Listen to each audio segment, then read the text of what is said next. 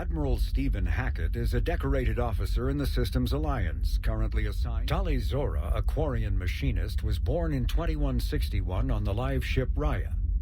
During her pilgrimage, a rite of passage in which Quarians proved their worth to the fleet, she recovered a Geth memory core that proved a rogue Spectre, Saron Arterius, was working with the Geth. As a consequence, Tali Zora became a crew member of the SSV Normandy, where she served under Commander Shepard during the Battle of the Citadel. Tali Zora returned to the migrant fleet following the destruction of the First Normandy. Soon after, the Admiralty Board sent her to the former Quarian colony of Haestrom to recover data on the planet's dying sun. Most of her team was killed when they fell under attack from the Geth. But Tali Zora herself was narrowly rescued by Shepard and the crew of the rebuilt Normandy.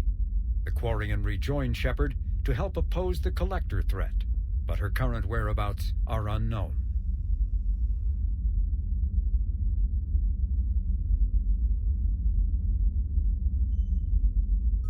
Jacob Taylor is a human biotic and was once a Cerberus operative working under Miranda Lawson.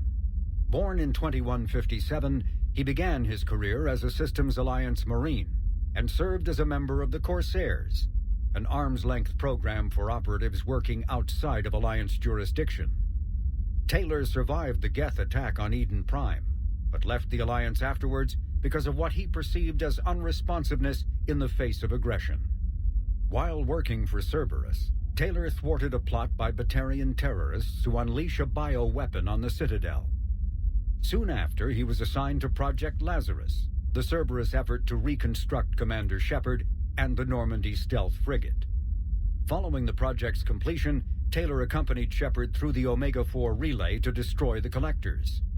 He survived that mission and has since left Cerberus, although his current whereabouts and affiliations are unknown.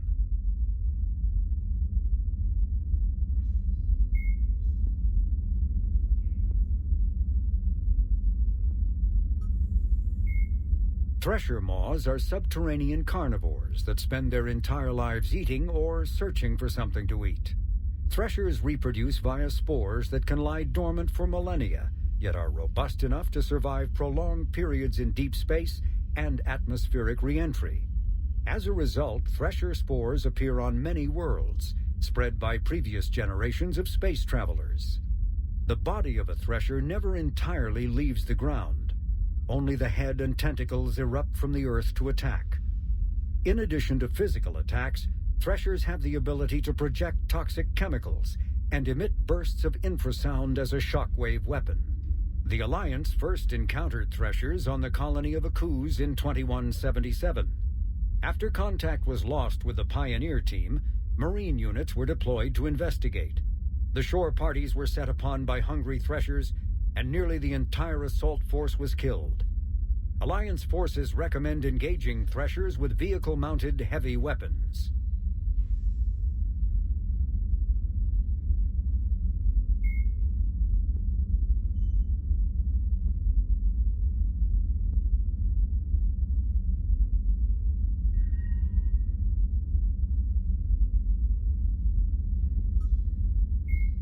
Like the Geth plasma shotgun, the Spitfire is not a true energy weapon. Instead, the minigun magnetically flings clusters of superconducting toroids. These donut-shaped projectiles are designed to shatter upon impact, arcing electricity between the fragments and flash-converting them to plasma. The gun's punishing automatic blasts impact with the heat of a cutting torch. The weapon's stopping power has garnered the attention of both Alliance and Quarian intelligence, who theorized that the Spitfire may have been designed to destroy other Geth. Enough Spitfires have been found in the field to suggest that the weapon is out of the prototyping stage and that a schism among synthetics may have forced them into production.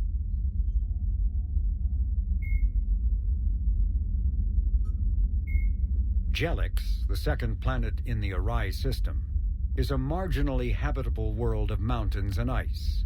The planet was turned into a human penal colony upon its discovery in 2161.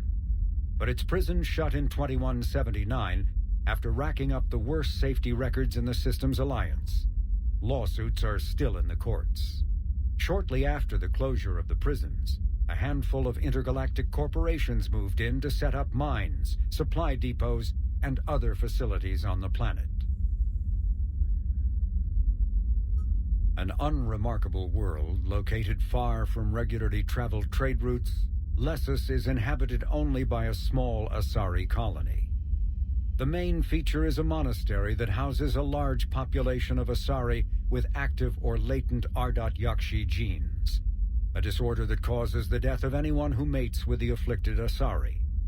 Although some of the colonists exiled themselves voluntarily, many were sent to Lessus by their families to protect society from their deadly potential. The monastery emphasizes individual sacrifice for the good of the community.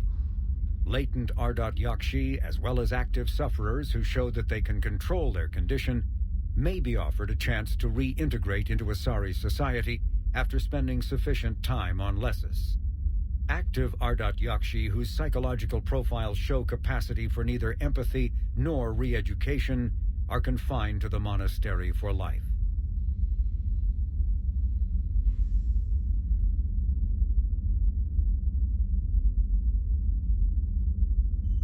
The planet NORMOk, an arid planet orbiting an older star in the Tikkun system, is the former Quarian home world. Almost 300 years ago, the Quarians were driven from NORMOk by the Geth, synthetic servants who gained sapience and rebelled against their creators.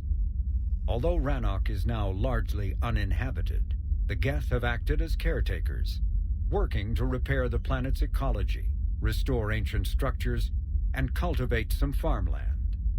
NORMOk has no insect life. As a result, its pollinating plants evolved to rely on animals for propagation. This symbiosis between flora and fauna is responsible for the Quarians' weakened immune systems, which made colonization of other planets extremely difficult after their exile from NORMOk.